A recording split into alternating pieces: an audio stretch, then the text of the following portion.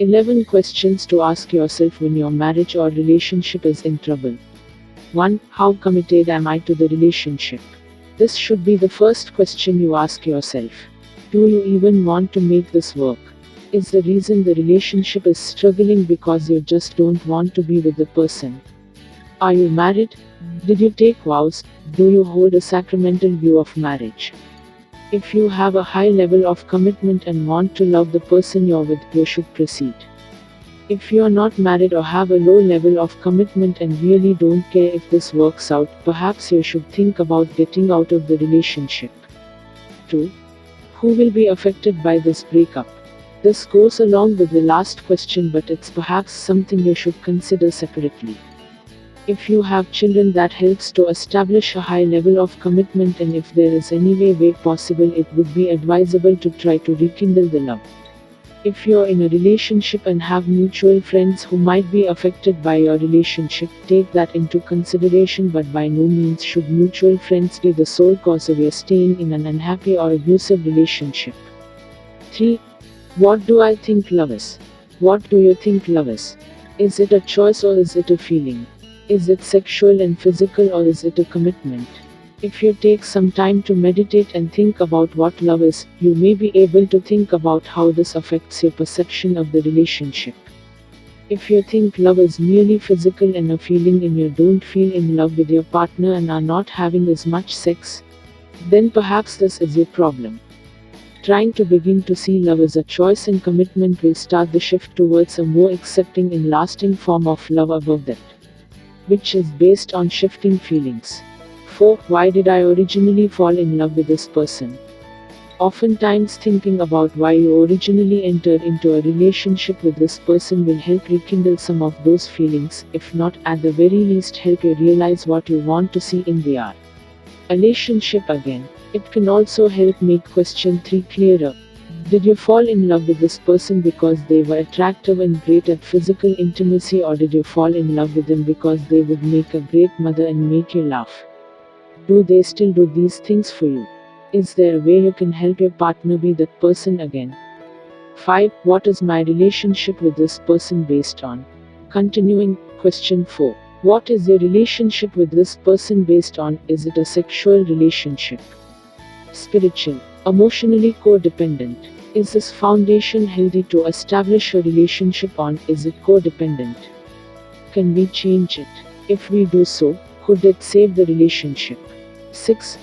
How important is God in our relationship? Perhaps your relationship problem is a spiritual one. Let me be blunt. Now that you've made it to question a relationship that is based on physical or emotional appeal alone will fail. Any healthy relationship must have an element of spirituality.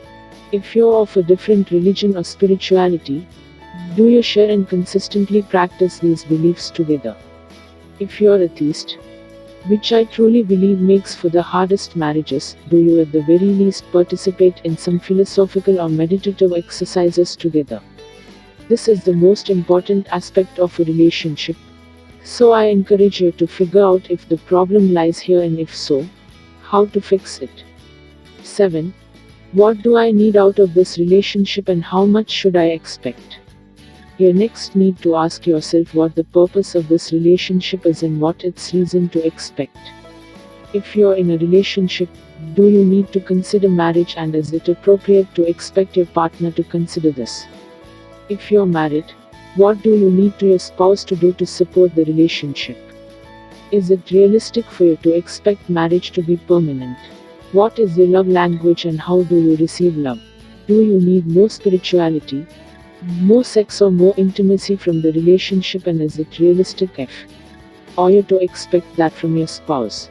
If for some reason these needs present and reasonable expectations, what does that mean? 8. What do I need to ask the other person to give me? Which of these previous things do you need to ask your spouse to give you or help you with? Do you need to ask for more consistent physical intimacy? Do you need to ask for your spouse to do more household chores? Do you need to talk more on the phone or go out on more dates? Which of these are most important to get? How do you ask your partner to give these to you? What can I do in return? Which of these needs can I reasonably forego for a period of time to help the relationship? 9. How much am I to blame for the relationship problems? In order to be effective in fixing your relationship, you need to take ownership for your own mistakes, faults, and failings. What have you failed you give your partner that they need? Have you been spiteful or resentful to them? Are you the cause of the majority of the problems? Do you get angry easily or abuse your partner? Do you scoff at or disrespect their religious beliefs?